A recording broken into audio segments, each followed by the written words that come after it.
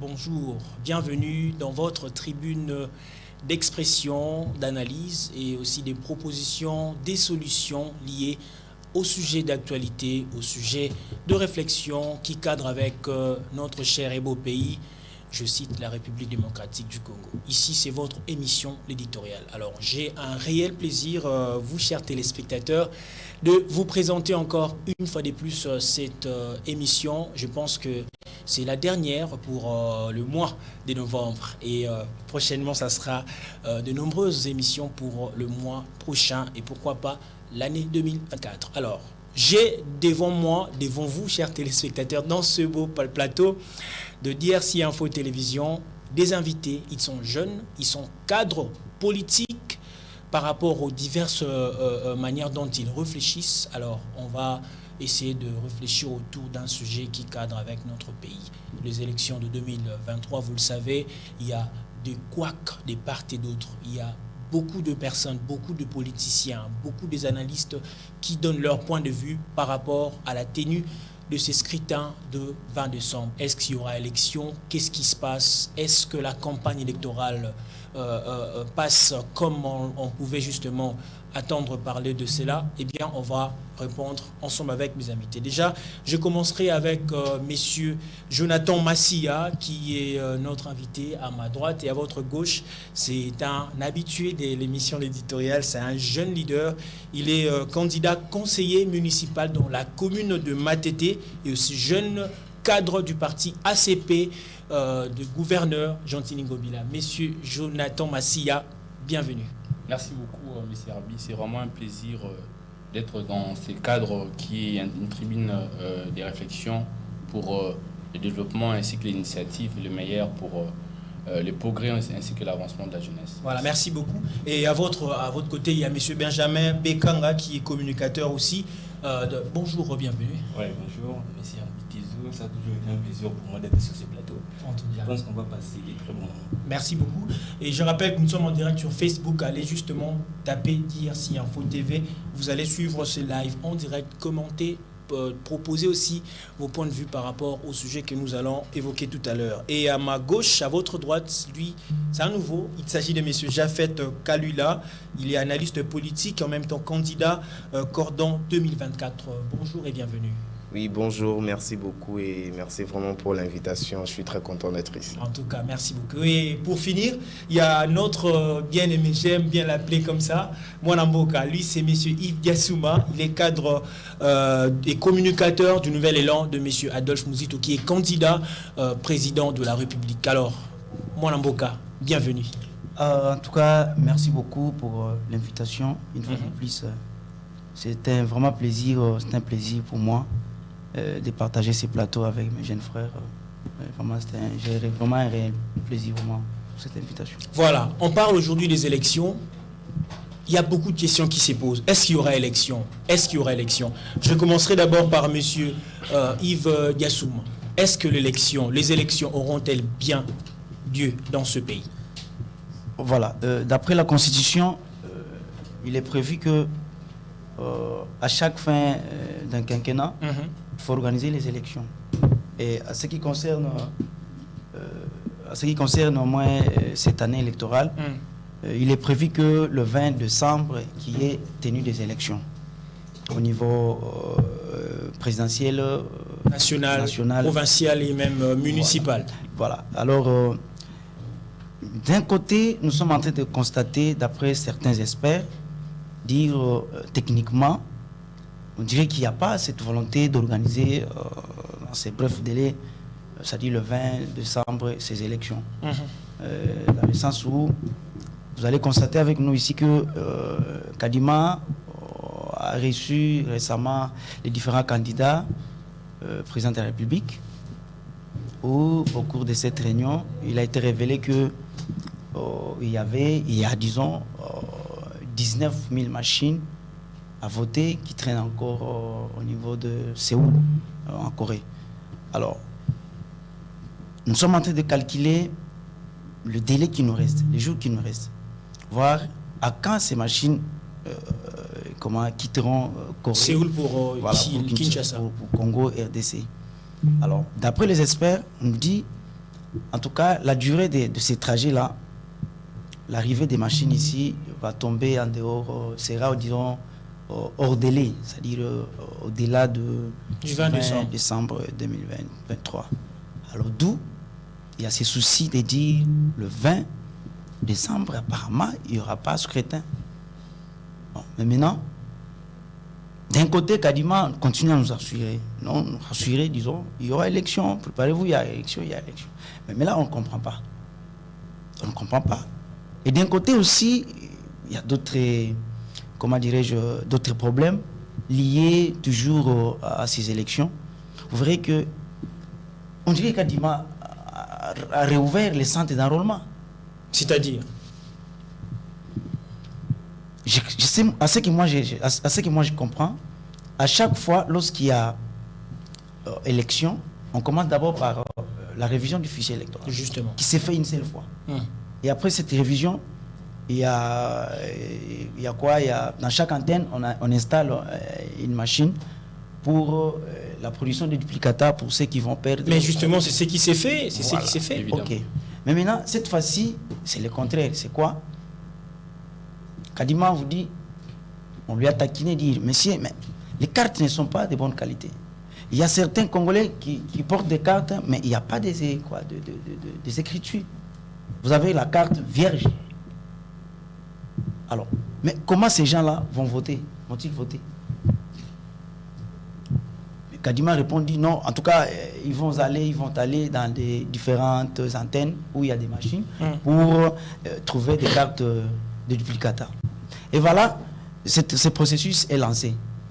À un moment donné, on constate des engouements et des engouements.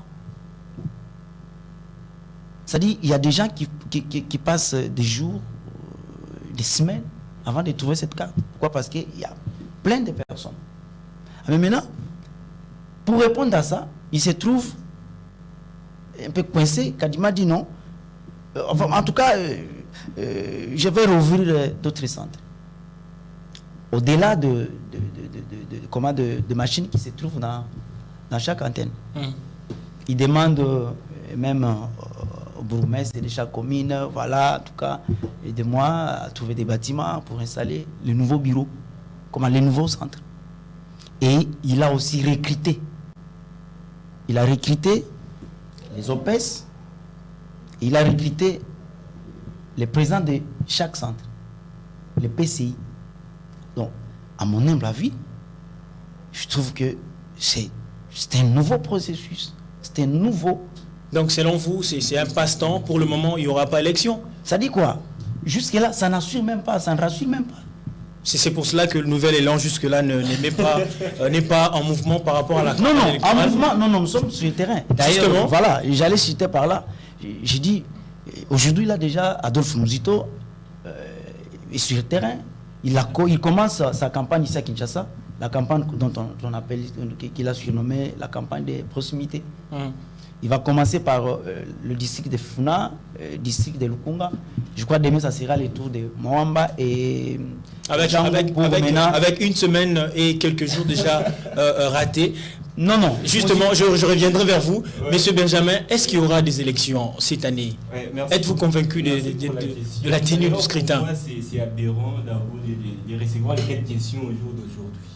Parce que déjà la Constitution a tranché. Non, mais il y a de preuves. Monsieur, il l'a dit, il y a de preuves. Sa position, il est de l'opposition. Je comprends sa position. Non, là, c'est vous qui l'avez dit. Non. Le président de la CENI a confirmé qu'il y aurait élection au délai prévu.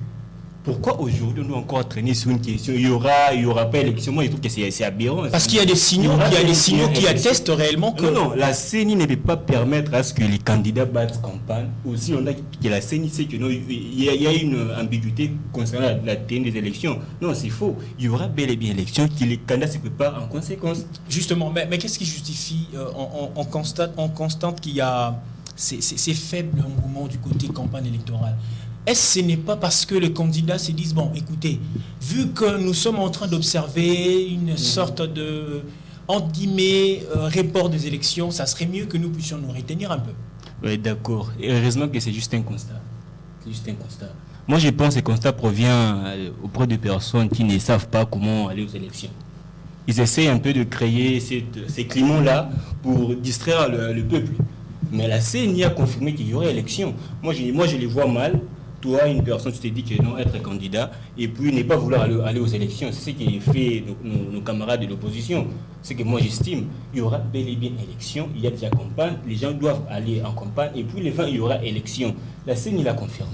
Les constats, que les personnes qui font les constats, ce n'est pas la parole de la CENI.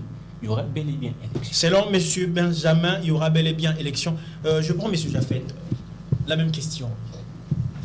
Bon, au regard de tout ce qui se passe d'abord sur le terrain, en tout cas, on peut dire qu'il y aura élection. Et du point de vue aussi de la Constitution, on ne peut pas transiger où ce sont de lois qui ne sont pas négociables. Justement parce que sur le plan technique, sur le plan financement, sur le plan matériel, sur le plan même organisationnel, on sent que ça cloche. Oui, c'est vrai qu'il y a un désordre. C'est vrai qu'il y a un désordre sur le plan organisationnel au niveau de la CENI. On a vu même les cartes qui n'étaient pas vraiment des cartes de très très bonnes. Hormis cela, il y a même ceux-là qui ont été arrêtés parce qu'ils sont en train même de monnayer des cartes, de créer de fausses cartes d'électeurs. Voilà. Bon, rappelons-nous en 2011, si je ne me trompe pas, il y a eu un problème, il y a eu un constat. Les mêmes constats qu'il y a eu des personnes privées qui ont volé les machines à voter en 2018. Vous vous rappelez, on a eu aussi ce genre de climat où il y aura pas élection. Alors moi, il y a eu quand même élection. Voilà. Moi, j'estime, d'ailleurs, les conseils que moi je peux donner aux candidats, qu'ils doivent rester focus sur leur objectif. Aujourd'hui, on est ici, c'est le 27, je sais pas. On est le 29. Le 29. On ne peut pas encore parler sur cette question-là. Non, c'est déjà passé. Ils doivent être conséquents. Ils ont dépensé pour ces élections. Ils doivent vouloir ce qu'il y ait élection. Et puis, pour ce faire, ils doivent éviter que ce genre de climat règne auprès du peuple. D'ailleurs, je peux justement paraphraser les phrases du président Denis Kadima, qui a dit « Ceux-là qui ne voudront pas aller aux élections, ce sont ceux-là qui ne sont pas bien préparés. » Exactement. Et donc, justement, M. Jaffet, vous étiez en train de dire qu'il y aurait élection et puis vous continuez. Oui, en tout cas, sur tous les plans, pour moi, il y aura élection. Il y aura vraiment élection et carrément, ce qu'on doit dire aux candidats, c'est seulement mieux de se préparer. Ils ont quand même déboursé une somme d'argent pour la campagne, etc., pour le postulat. Et à la longue, vraiment, en tout cas, je trouve qu'il y aura bel et bien élection. Et les 20 décembre, nous allons tous aller devant les urnes pour choisir ceux-là, en tout cas. Le 20 décembre, nous irons tous aux urnes pour choisir le président capable de diriger pour les 5 ans à venir ces pays et pourquoi pas les députés nationaux, même le conseil municipal. Évidemment. Monsieur Jonathan Massia, je vois que vous étiez vraiment en train d'attendre cette question. Évidemment. Il y aurait élection? Si oui, pourquoi et comment?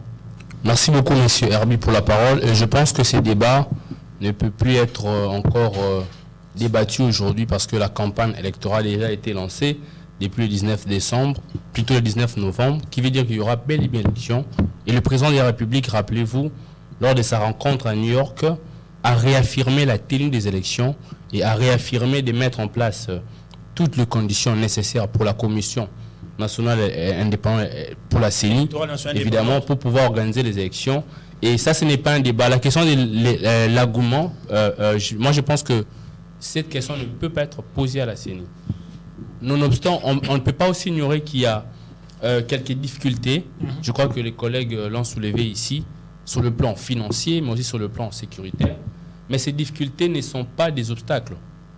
Ce sont des difficultés qui peuvent être constatées, c'est très normal. Mais aujourd'hui, il y a des personnes qui prennent l'air duplicata. Et il y a des formations qui s'organisent déjà au niveau de la CENI pour le membre des bureaux. Je cite les FET, les FEN, les TICV et j'en passe. Donc, ce qui prouve qu'il y a des machines à voter.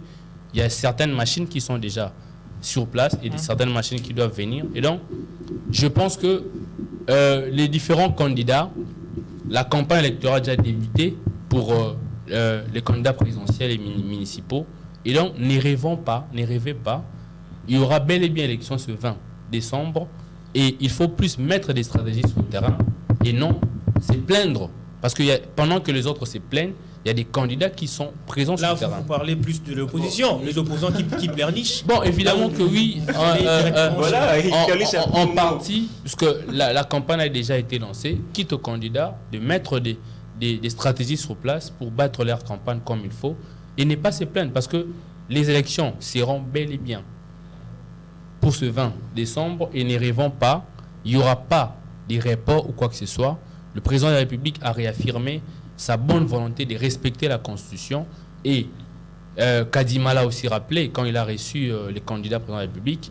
Et donc, il y aura bel et bien élection. Il peut y avoir des difficultés, on n'en disconvient pas. Mais il y aura élection. Évidemment. Espérons qu'il y aura élection. Non, pas espérons, il y aura bel et bien élection. Espérons qu'il y aura bel et bien élection. Pour essayer un peu d'effacer les ambiguïtés qui règnent au sein de l'opposition, ce n'est pas parce que les cartes s'effacent, les écritures sur la carte s'effacent, qu'on doit exactement parler. Mais justement, l'opposition se pose des questions qui sont fascinantes parce que comment justifierez-vous le carte d'électeur qui s'efface, les noms qui ne sont pas bien lisibles ou visibles, et en même temps, il y a de ceux-là qui sont en train même de créer des fausses cartes d'électeurs. Ça aussi, ça dépend. Il doit y avoir de preuves aussi. Nous ne voyons pas que l'opposition a quand même raison sur la mauvaise qualité des cartes électeurs qu'on a cette année, mais cela ne peut pas empêcher qu'il y ait les élections. Ça serait ambigu totalement. Justement, on va revenir par rapport à ça. Oui. Imaginez même la CENI demande aux électeurs qui ont reçu ces cartes-là de les chauffer. De les chauffer. Je ne sais pas. Pour quelle raison? Je ne pense pas. Pour restaurer les écrits. C'est une sorte de mal-organisation, monsieur Yves. Non, en fait, franchement. De toutes les façons, vous savez que sur ces points-là, chauffer les cartes d'électeurs, imagine monnayer même des comment dans un pays au 21e siècle. Le procédé de duplicata est gratuit. Donc il ne faut pas faire dire à la CENI. Oui, vous savez que je crois on est tous des jeunes ici. La nouvelle classe montante, s'il vous plaît. Il faut vraiment faire très attention dans le sens que on risque de tomber aussi, notre génération aussi risque de tomber dans ce que nous sommes en train de décrire aujourd'hui. Il faut vraiment faire un effort de faire mieux. Mais surtout de dire la vérité. Bien évidemment. Moi, je connais bien la maison CENI. Je vous assure que tout de suite là, il y a des nouveaux centres d'enrôlement.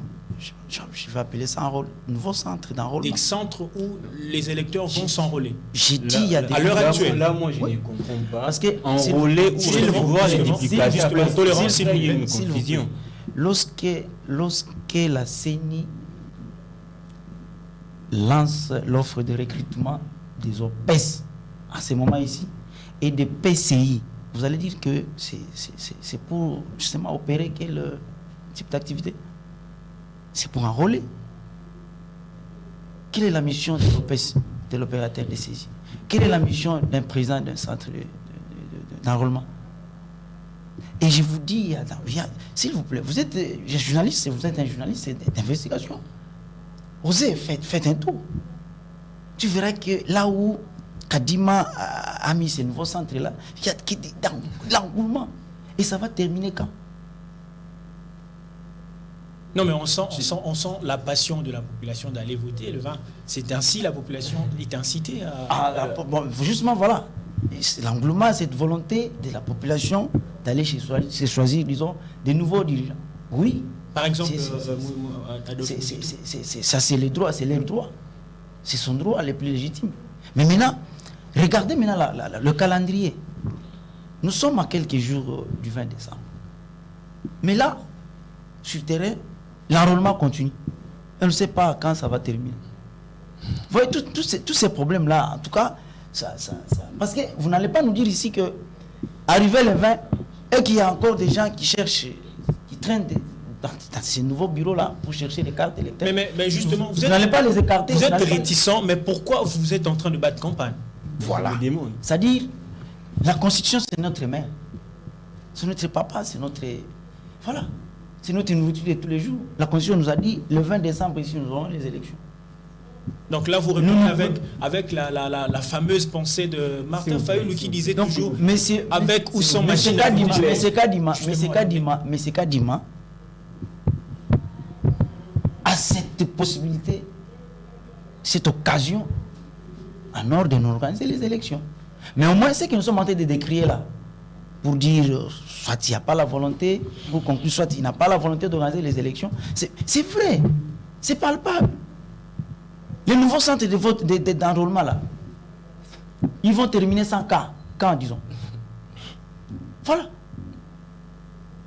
Faites un tour, Mais faites moi, un tour. je pense Faites un qu'il y tour dans des a une différents- confusion et un malentendu Voilà. qu'il faut élaguer. Lequel? C'est très important Laquelle? parce que Quelle est la confusion? lorsque M. Yves parle de nouveaux centres d'enrôlement, Ouais. je pense que c'est une Total. confusion, une absurdité qu'on ne peut pas Je tolérer. nommais Parce ça que c'est autrement. c'est Parce que l'ordre- quand on parle- s'il vous plaît. quand on parle des centres d'enrôlement, là, vous faites référence aux personnes qui doivent venir s'enrôler. Or, Ok. les processus qui se fait actuellement, Ouais. ce sont les duplicata. Les Les quasi duplicata. duplicata, ce sont des copies. C'est-à-dire les élections ayant perdu la carte, C'est- ou les Les électeurs électeurs plutôt qui ont perdu leur qui ont carte. eu des cartes endommagées vont à l'antenne et c'est une procédure gratuite. D'accord. Et Dites-moi oui, oui. quelle est cette procédure pour accéder à S'il vous à plaît, une s'il carte vous plaît. de duplicata. Voilà, la procédure est tellement simple, il suffit de se rendre à l'antenne Ouais. par rapport à votre ressort.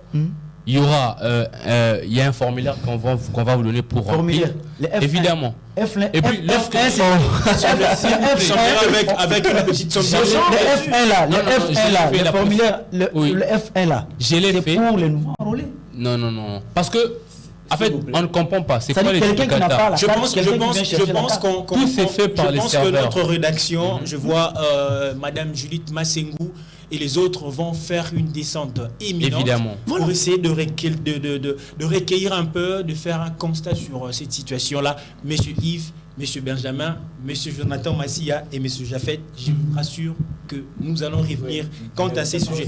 Le 5 ans de Félix Tshisekedi jusque-là, comme président à sa propre réélection. Je commence par Monsieur Yves.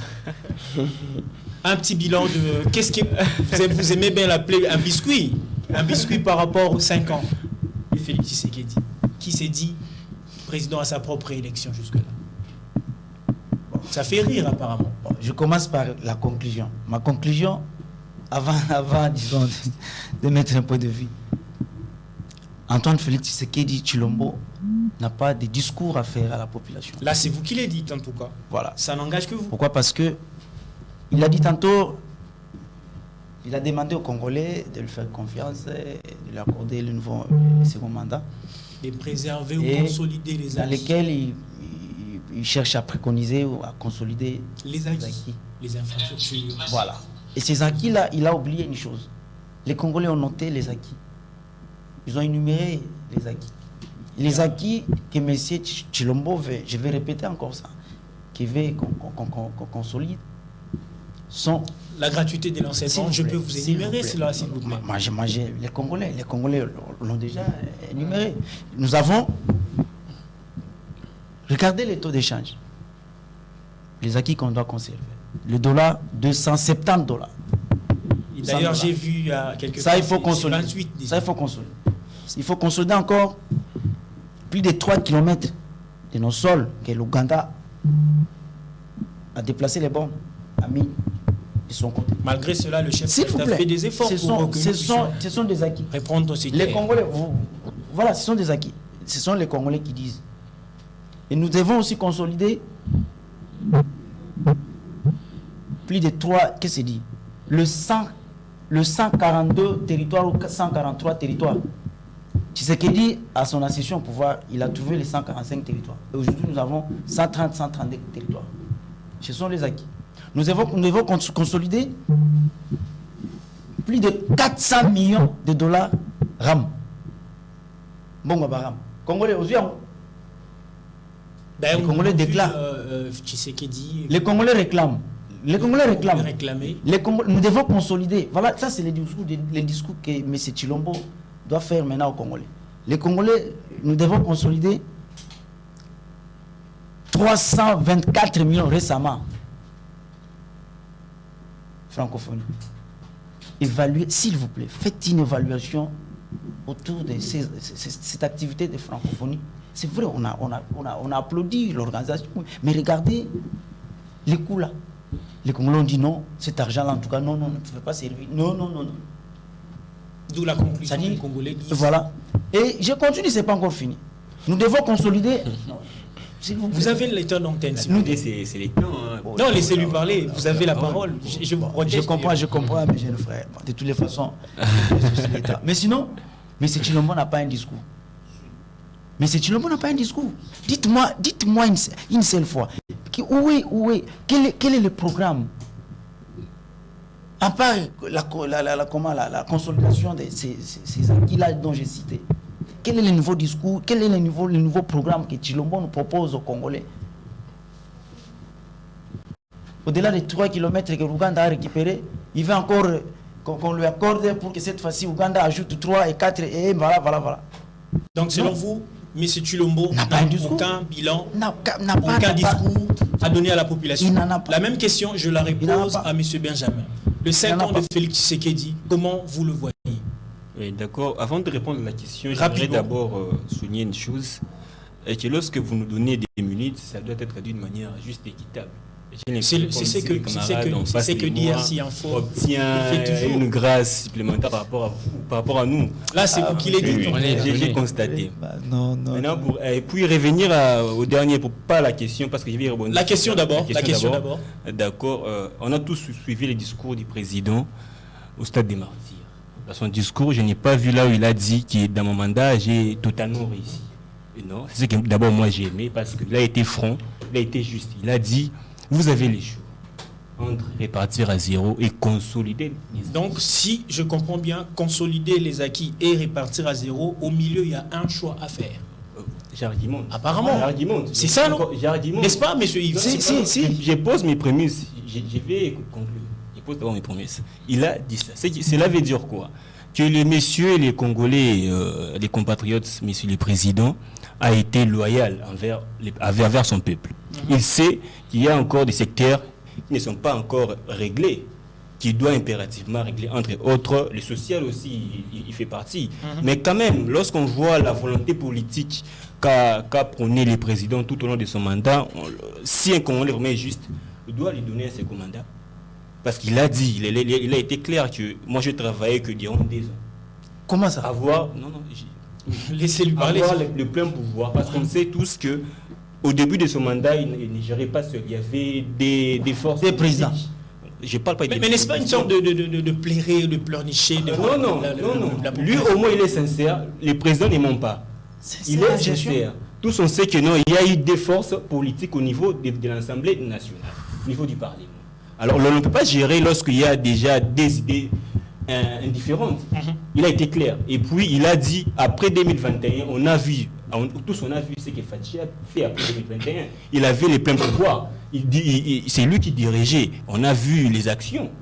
Alors, il a été clair. Il n'a pas voulu mentir. Il n'a pas voulu encore de donner les promesses que d'autres personnes qualifient des promesses fallacieuses. Il a été juste, soit vous répartirez à zéro, soit vous conserver les acquis. Donc, pour moi, il est encore au milieu. Il n'a pas totalement échoué. Il n'a pas totalement réussi. Il est sur la bonne voie. Donc, selon vous, le bilan de Tshisekedi est quand même... Oui. Il est un bilan, je dirais, légèrement positif. Légèrement positif. Oui. C'est ce qui nous oblige, j'estime, que nous devons lui accorder un second mandat. Là, c'est ce que vous le dites, mais oui. ça fait un peu sourire à M. Yves Yassouba. Je comprends, il est de l'opposition. Justement, alors... Les gens qui pleurent les élections, par après, ils ne veulent pas aller aux élections. Moi, j'ai un frère.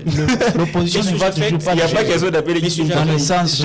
D'ailleurs, Félix Tshisekedi joue toujours la façon dont M. Mouzito fait la politique étant opposant. C'était juste un peu petit mot pour glisser là-dessus. M. Jaffet, avec quel discours les électeurs, je cite du côté président de la République, candidats de député national, provincial ainsi que communal, doivent apporter à la population? Parce que nous sommes déjà en train, même en décembre, dans peu de temps, nous irons pour la campagne des conseils communaux. Avec quel discours face à cette population qui a marre, comme a dit M. Yves, le RAM, le taux des dollars, et j'en passe. En tout cas, merci d'abord pour la question. Et avant de répondre d'abord à cette question-là, je préfère faire un rétropédalage d'abord sur... en quelques secondes sur les quinquennats de M. Félix-Antoine Tshisekedi. Les présidents de la République, pratiquement, moi, je me demande, les Congolais veulent quoi? Vous connaissez très bien l'état du pays que M. Joseph Kabila nous a laissé. Et par après, vous voulez qu'en 5 ans, on soit comme les pays là où ça fonctionne. On soit comme l'Allemagne d'Afrique. L'Allemagne d'Afrique, en tout cas. Comme avait dit Thilo. En tout cas, ce pays ne sera jamais ce qu'on voudra que ça soit en 5 ans. Ça n'arrivera pas. Donc il faudra laisser un processus. Et pour moi, M. Félix Antoine Tshisekedi a déclenché ce processus-là des changements. C'est ça en quelques mots, c'est que je voulais dire sur les quinquennats. Les discours. Les discours que les candidats président de la République, député national, conseiller municipal, etc. Tous les candidats qui viennent, pratiquement, moi, je vois que tous ont l'idée de s'enrichir d'abord dans la politique. C'est-à-dire que ici en RDC, imaginez, les salaires de députés nationaux sont à 21 000 $. Imaginez qu'on puisse rabaisser ces salaires-là et les 21 000 $, on les accorde par exemple à un professeur d'université. Imaginez ça. Pensez-vous que tous les jeunes vont vouloir devenir professeurs d'université? Donc selon vous voulez dire que actuellement, avec la montée en puissance des candidats, que ce soit du côté... On peut quand même épargner le côté candidat président. Oui, j'ai pas encore fini. J'ai pas fini. Et surtout, du côté communal, c'est catastrophique. Oui, j'ai pas fini. L'idée d'abord de s'enrichir dans la politique doit être tuée d'abord dans nos têtes de jeunes et des candidats qui se proposent au pouvoir. Mais d'abord, principalement, les discours qu'on doit venir auprès du peuple congolais, c'est un discours d'aisance, mettre les peuples, parce qu'on ne vit pas, on survit.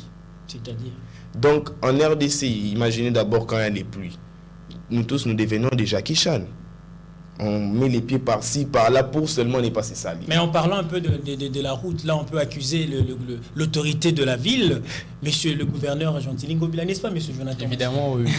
Merci beaucoup. Parce que tout ça, c'est consolider les acquis. C'est dans les bilans du chef de l'État. Et je pense que s'il faut revenir en arrière, les pays. J'ai salué le président de la République, Félix Tshisekedi, qui a beaucoup de réalisations. Si on s'est mis à citer ici, on risque de dormir ici. Et pour n'en citer quelques-unes, d'abord sur le plan, parce que quand il faut faire le débat, il faut toucher les secteurs, les plans qui sont très pertinents, au lieu de rester sur des petits débats. Alors quels sont les plans pertinents que vous évidemment. D'ailleurs, il faudrait ne pas passer en revue que le président de la République, lors de son accession au pouvoir, ait buté des deux problèmes majeurs. Lequel? D'abord sur le plan sécuritaire et sur le plan sanitaire. Souvenez-vous avec la crise à la Covid-19, mais aussi mondiale. Le conflit à l'est de la République, où le président de la République, avec tout ce qu'il avait comme gouvernement... Lui-même est en terre de ça. Attendez, monsieur Yves, vous avez eu le temps de laisser nous exprimer. D'abord, sur le plan sécuritaire, vous savez, toutes les réalisations qui ont été mises sur place et aujourd'hui qui aboutissent.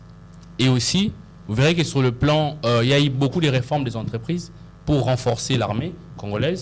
Et aussi sur le plan sanitaire, sur le plan même de l'éducation, aujourd'hui, avec les salaires des enseignants, je ne cite pas.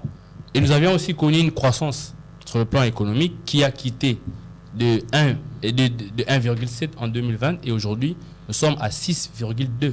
Donc, c'est-à-dire que sur le plan mondial, en matière économique, la RDC a fait des avancées. Et il y a aussi beaucoup d'autres secteurs comme la justice, les infrastructures. Là, j'ai salué en passant le gouvernement de Gentilin Ngobila. Là, c'est vous qui l'avez dit. Évidemment, il y a des preuves sur terrain. Il n'y a pas le fameux projet Kinshasa. Évidemment, il n'y a pas beaucoup de jours passés. Vous avez vu, le président de la République a inauguré Kikwit. C'est un chemin qui relie beaucoup de communes, beaucoup de districts. Il y a beaucoup de routes, beaucoup d'infrastructures qui ont été matérialisées aujourd'hui, que personne l'ignore. Et là, je l'ai dit en connaissance des causes, que nous n'avons pas pu connaître un gouverneur comme Gentilin Ngobila. Monsieur Yves, j'assume mes propos. D'accord avec ça. J'assume mes propos. Et pour citer, sur le bilan du Félix Tshisekedi, j'ai cité beaucoup de réalisations. Et je rappelle même le mot du président qui a dit que nous sommes dans un élan progressif. C'est pourquoi il appelle à la population congolaise de faire un choix, soit de consolider les acquis, et nous devons consolider les acquis, continuer dans cet élan progressif, et nous verrons consolider les acquis, monsieur Yves. Évidemment avec, que oui. Dans les bilans, il est vraiment positif et nous devons avancer. Évidemment, ça. Oui, je vais rappeler ici à mes frères congolais, mes jeunes, que M. Antoine Tshisekedi Tshilombo a dit ceci. Je vous rappelle seulement. J'ai dit ça à Lingala. Bandiko Nangai. Boyebi que Antoine Tshisekedi Tshilombo a yibsaki biso ce qui n'a pas na STT, c'est qu'il échoué dans le mandat. Posons-nous la question. Il a parlé des secteurs, il même va toucher même. Je pensais qu'il va sauter le secteur. Non, mais il a dit que Félix Tshisekedi a commencé son Toucher mandat avec le main noire dans sa politique. Alors, il cherchait d'abord à se débarrasser de ce genre-là et puis consolider un peu les aspects que vous êtes en train de numérer. S'il vous plaît, posons-nous déjà la question sur le plan sécuritaire. Est-ce qu'il a, selon ses paroles, il y a quand même le retrait de la MONUSCO qui est-ce qu'il a échoué ou il a reçu? Et même s'il a échoué, voilà, il doit faire quoi? Il doit partir, selon vous. Justement. Est-ce qu'il a Donc échoué? selon vous, Chilombo doit partir, monsieur Chilombo doit partir. Est-ce qu'il a échoué? En gestion responsable. Est-ce qu'il a échoué? C'est la moindre des choses qui lui reste à faire. Dit soit j'ai désisté à ma candidature, et voilà. C'est ça. Est-ce qu'il a échoué? S'il faut évaluer la situation. L'insécurité là, oui, à l'Est, le M23. 1960. Attention. Oui, Moi, je vais t'aider. J'ai quand même une petite information. Le M23 là, qui les a ressuscités? Les parents de M23. L'auteur, c'est qui? Là, c'est vous. Ils ont fait ici plus de 14 mois ici à Kinshasa. Hébergé par qui? Chez qui? Ça, vous êtes quand même informé. Mais chez qui il répondait alors? Ah voilà, c'est Chilombo. Est-ce qu'avec Chilombo. s'il vous plaît, Attention, S'il veut savoir le débat scientifique, vous plaît, le principe de la falsification. C'est ça qu'il dit, il aura la capacité de les prouver. Non, c'est moi qui ai la parole. On se demande. Je te rappelle, On se demande. je te rappelle seulement. Est-ce que vous avez des preuves de ce que vous dites? Les preuves sont là. Monsieur, les M23 même, les dénonce, les répète, c'est devenu le chapelet de chaque fois. Le Ouazalendo, de mettre les M23 disent ça. Nous avons fait ici plus de 14 mois hébergés chez Chilombo. Il y a les étudiants qui sont formés avec... quelques jours après, ils sont rentrés et voilà, en brousse parce qu'ils étaient déjà... ils avaient déjà le laissé aller, voilà. Donc selon vous, M. Chilombo a carrément échoué voilà. que dans le secteur sécuritaire. Et quand il dit, mon frère ici dit, non, Chilombo était, voilà, il a trouvé les coques à jambes, patati l'FCC, voilà, qui ne voulait pas voir Chilombo s'épanouir dans sa gestion. Mais ça, c'est quoi encore? Et nous sommes là, chaque jour, nous vivons le plénichement chaque jour. Rencontrer ces arguments. Mais c'est Chilombo ne fait que plénicher. Oh non, il y a eu ceci qui ne voulait pas que je puisse. Et voilà, il y a eu ceci. Et moi, cette fois-ci, voilà. Mais pourquoi?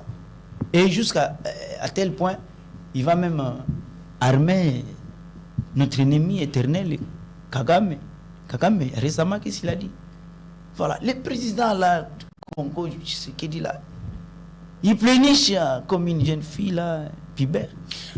Monsieur Benjamin, il cherche toujours. C'est très important. Il ne travaille pas bien. C'est très important. Il ne travaille pas bien. Lorsque ça ne va pas, attendez, s'il vous plaît. C'est très important de l'éclairer. C'est lui qui a fait que je ne puisse pas. Donc vous accusez selon vos propos, vous accusez M. Chilombo d'être un pleurnichard, il ne mérite pas un second mandat. Non.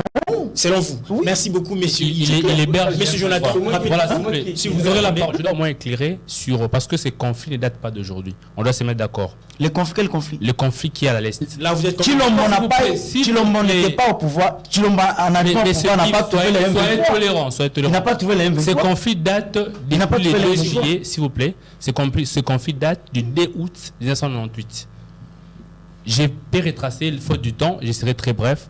Nous savons tous qu'avec l'accession du fait Laurent Désiré Kabila, le père, qui a voulu renverser les régimes Mobutu, et pour se servir de ces renversements, il a utilisé les rebelles, les milices burundais, rwandaises, et après, et c'était, je crois, il y a une déclaration qu'a fait le père Laurent Désiré Kabila, qui date du 28 juillet 1998, lorsqu'il a décidé que toutes ces armes irrégulières puissent quitter les retraits de ces armes. Et il avait donné un délai de 4 jours. Et l'agression des M23 par l'assistance du Rwanda, parce que lorsqu'on parle de l'agression, il doit s'agir d'un État. Et ici, il y a un soutien du Rwanda. Commence le 2 août 1998, lorsqu'ils ont refusé de se retirer. Et je dirais même par information, la RDC a saisi la Cour internationale de justice avec des requêtes introductives pour que la Cour se saisisse de ces cas. Et la difficulté a été pour le Rwanda parce que le Rwanda, jusqu'en date d'aujourd'hui, n'a pas encore reconnu la compétence de la Cour. Et c'est avec l'Ouganda, l'arrêt a été rendu en 2005, faute d'exécution, ce n'est que début 2021, avec la pression, qu'il y a une exécution, mais qui est très partielle. C'est pour dire que ces conflits datent de longtemps, et c'est avec Félix Tshisekedi qu'il y a eu 2 efforts, nous avons vu sur le plan de l'armée, avec la réforme, il y a eu beaucoup d'efforts, même avec les retraits de la MONUSCO, qui est déjà, parce que le président l'a rappelé, qu'il est temps que nous militons pour notre intégrité territoriale. Lors de son discours... Donc, accuser le président de la République, moi je dirais que c'est vraiment une accusation à tort. Et il faudrait bien vérifier les cadres de ce conflit qui date il y a longtemps. Et le président s'est bas, il a rappelé et il arrivera jusqu'au bout parce qu'il y a des avancées. Merci beaucoup, M. Jonathan Massia. Oui. Alors, les élections, malgré que nous sommes en train de dire tout ce que nous pouvons dire, quand même, du côté de l'opposition, on sent quand même cette bonne volonté, tout doucement, de battre campagne. Déjà, M. Yves l'a bien dit dans ses propos, que le président numéro 24, Monsieur Adolphe Mouzito, commence déjà aujourd'hui sa campagne. D'ailleurs, après cette émission, je prends le jeune frère. La campagne de proximité, comme l'a bien dit. Et du côté du président à sa propre élection, Félix Tshisekedi, qui continue toujours à battre sa campagne. Et récemment, nous allons assister à la campagne des conseillers municipaux. Alors, vous êtes tous jeunes sur ce plateau. Est-ce qu'on peut se dire, droit dans les yeux, messieurs, que les élections de 2023, avec la bonne volonté de Félix Tshisekedi, de travailler cette fois-ci avec la jeunesse, n'est-ce pas une opportunité pour le jeune? Encore une fois, je vous remercie pour la question, mais je pense que c'est important de revenir sur les Non, rapidement, d'abord la question. D'abord, cette question, c'est très important. Mais les camarades ont tenu des propos très durs. Évoluons. C'est important d'essayer un peu de rappeler quelques notions. On va les deux au couloir. Évoluons. D'accord. Mais il a dit ça à la télévision. Les élections, opportunités pour la jeunesse montante en République démocratique du Congo. Est-ce vrai? Oui, bien évidemment, c'est vrai. C'est vrai. D'ailleurs, je vais un peu choqué. Le président, du point de vue de l'âge, c'est un vieux. Il est âgé au-delà de 50 ans. Mais par sa gestion au niveau politique, il est encore jeune. Là, c'est vous qui le dites. Oui, parce qu'il a pris le pouvoir en 2018. Il est encore jeune. Juste. Donc, je comprends, je sais, en lui, il a l'esprit aussi de travailler avec les jeunes. Voilà pourquoi les concepts du rajeunissement de la classe politique, aujourd'hui, il est vraiment en mode. Parce qu'il a compris qu'il faut travailler avec de nouveaux visages qui viennent avec une maturité, avec une intelligence et avec un patriotisme important. Oui, c'est une opportunité, mais du reste, revient aussi à cette jeunesse-là de savoir comment se prendre en charge. C'est très important. Il y a élection. Alors, nous voulons avoir une jeunesse agissante et non une jeunesse manipulatrice. Ça, on ne veut pas. Voilà. La même question à M. Yves, et puis on va revenir chez M. Jaffet. M. Yves, comment vous trouvez la tenue si bel et bien aura élection? Est-ce que c'est une opportunité pour la nouvelle classe politique qui monte en puissance avec l'appui du chef de l'État? Comment vous trouvez cela? C'est une opportunité? Déjà, je vous dirais ceci. Chez nous, en Nouvel-Élan, l'école Mouzito met les ambitions des jeunes au centre de tout. D'où il rejoint Félix Tshisekedi, c'est ça? Je dis ça, en tout cas, on n'a pas une même idéologie. Mais attention, il y a aussi ces présidents-là qui utilisent les jeunes, on les connaît. On n'a pas une même idéologie politique, je crois. Alors, vous verrez même que, même au niveau de la CENI, dans la collecte de candidatures, vous verrez que Nouvel-Élan, sur les 100% de ces différentes listes, a aligné, je dirais, 65% de la jeunesse. Donc, vous voyez déjà que, c'est-à-dire, chez nous, nous avons cette volonté de renouveler la classe politique, de renouveler, disons, la gestion de ces pays, parce que ce n'est pas pour rien qu'on ait un nouvel élan. Donc, déjà, c'est un peu ça. Mais aussi, à tous ces différents candidats jeunes, c'est une opportunité. Moi, s'enrichir. Parce que non, l'a dit. Attends. Apparemment, les élections. Ça, il y a des opportunités. Comment des opportunistes? Parce qu'ils sont nombreux. J'ai On dit le ça voit tantôt partout à ailleurs, l'émission, l'autre émission là, mais ça dit que c'est une occasion en or. Vous voyez même chez les joueurs. La passe en or. Voilà. Une Donc, fois vous marquez une taxe. vous êtes devant. Là, c'est pour Mongito. Vous êtes devant, nous sommes devant un pouvoir qui nous a géré, qui n'a pas un bilan. Et voilà, la jeunesse, vous avez une occasion. Non? Donc selon Nouvel Élan, les élections avec la mauvaise gestion de Félix Tshisekedi, Voilà. c'est une opportunité. La classe politique sera renouvelée. Ça, c'est vrai. Ça dit, c'est maintenant à la jeunesse d'en profiter, de tirer profit et ça dit de mener, de constituer un discours, de constituer, je sais moi, un programme pour convaincre cette population par rapport à ce qui s'est passé à la gestion. Et avec ça, ils auront gain de cause. Voilà. S'il vous plaît. Monsieur Jaffet, permettez. comment trouvez-vous la tenue des élections? Est-ce que c'est une opportunité? Parce que nous sommes presque déjà en train de chuter. Est-ce que c'est une opportunité? Pour les jeunes, La classe montante actuelle, vous, la jeunesse, vous pensez marcher ensemble avec, selon plusieurs, ceux-là qui sont du côté de Félix Tshisekedi, qui disent que le père de la montée en puissance de la jeunesse, c'est Félix Tshisekedi. Alors, comment vous trouvez? ça ne doit pas être déjà étonnant à première vue, parce que nous sommes un pays d'abord relativement jeune. Il y a trop de jeunes. Apparemment. Il y a trop de jeunes. Ça ne doit pas être étonnant que ces jeunes-là puissent aspirer à gérer la chose. Voilà, vous l'avez dit. Et le problème, c'est quelle qualité des jeunes qui va dans cette gérance-là de la chose publique, comme vous l'avez dit. Et c'est quitte aux jeunes maintenant de savoir comment gérer avec qualité et promptitude aussi. Parce que ils veulent mieux aller. Ils sont inspirés, mais pour faire quoi, en fait, là-bas? Et en fin de compte, comme je l'ai dit bien à mon intervention qui précédait, j'ai dit qu'il ne faut pas aller avec l'idée de s'enrichir. C'est d'abord le patriotisme. Nous sommes tous Congolais. Nous ne sommes pas nés ici ou même ailleurs. Nous n'avons pas la nationalité congolaise pour rien. Donc il faut manifester cet amour-là en aidant les pays. Quand vous allez, vous aspirez dans ces choses publiques, vous aspirez à ce pouvoir-là, allez avec l'amour du pays et n'allez pas pour les salaires qui est là, les prestiges, les avantages, les immunités, etc. Non, ce n'est pas pour ça. Si vous allez vraiment avec cette optique-là, en tout cas, les pays... Ce sera vraiment encore alors, la pour les grande jeunes. Question, la dernière question que nous allons boucler, justement, mais avant tout, d'abord cette question. Oui. Est-ce que les élections du 20 décembre, n'est-ce pas une opportunité? Étant vous êtes candidat conseiller municipal, je cite, dans la commune de Matete. Évidemment. Et je salue en passant tous les Matétois et Matétoises. Je me rappelle de ces discours d'investiture de John Fitzgerald Kennedy. Il disait à son temps, ne demandez pas ce que l'État peut faire pour vous, mais demandez plutôt ce que vous pouvez faire pour l'État. Et c'était un appel à la jeunesse. Et nous saluons, nous sommes parmi ceux qui ont inauguré ces élections municipales. Et cela est un grand bénéfice pour nous, un grand avantage pour nous de pouvoir influencer les systèmes. On se plaint, il y a des erreurs du passé, on doit se les dire. Il y a nos prédécesseurs qui ont peut-être largement échoué sur certains domaines.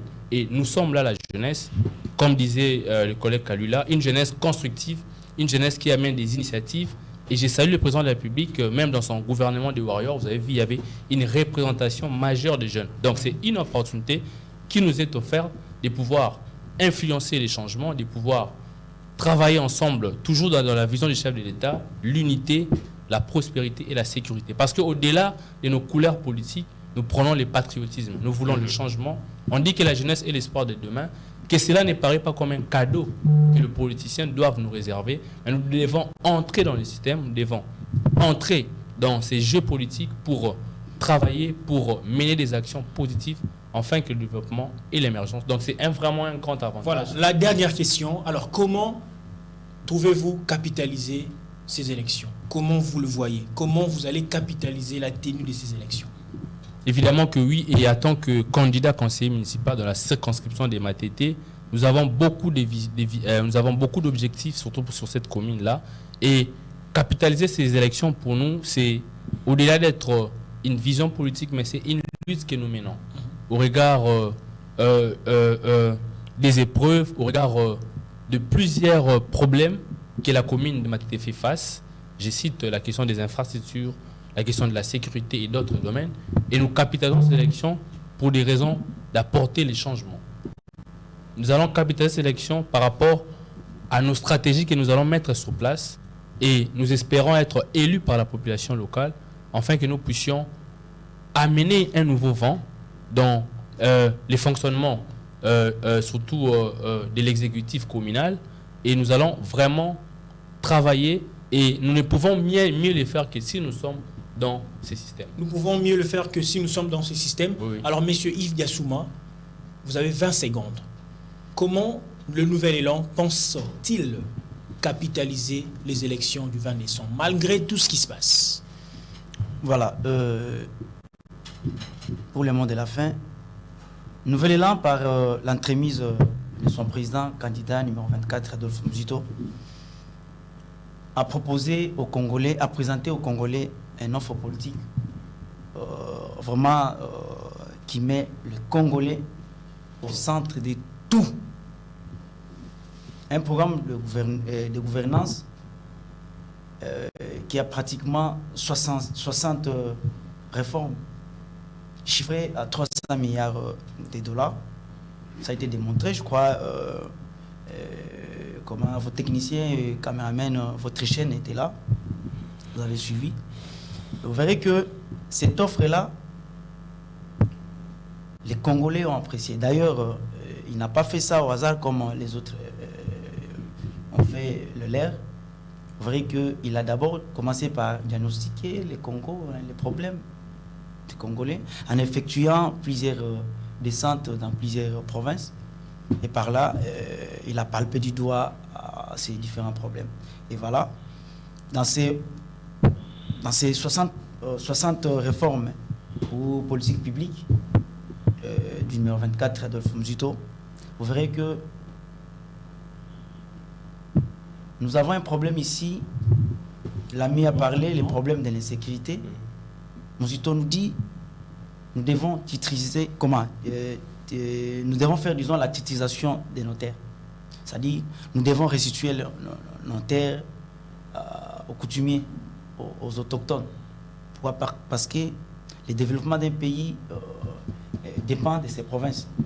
Et vous verrez même que même en dehors, c'est-à-dire en Europe ou dans des pays développés, les grands investisseurs, souvent, ce sont des fermiers. Et ces fermiers-là sont d'abord propriétaires des terres. Voilà, rapidement, je pense que Adolphe Muzito pense venir avec un nouveau vent du développement, voilà, par rapport à notre cette offre, voilà, cette offre-là, c'est par cette offre, disons, que les Congolais vont lui accorder cette confiance. Pour les 5 ans à venir. Voilà, espérons. 5 ans à venir. Monsieur Benjamin, vous avez 10 secondes, rapidement. 10 secondes. Comment, vous, la nouvelle classe politique, vous pensez capitaliser les élections du 20 décembre? Mais merci. En quelques mots, rapidement. Quelques mots. Je suis porteur d'un message provenant du candidat numéro 13, le professeur Leroy Gangulumba, qui est député provincial au niveau de Lumba. Alors, lui, il estime que pour lui, il est question que la jeunesse gagne d'abord les élections. Capitaliser les élections, il faut seulement la gagner. Okay. C'est la première des choses. Et en second lieu, je pense que la jeunesse ce n'est pas une opportunité pour s'enrichir, comme l'a dit mon collègue Kalui, là, c'est plutôt une opportunité pour faire vivre l'État. Si je peux me limiter là. Voilà, merci beaucoup, M. Benjamin. Rapidement, M. Lula.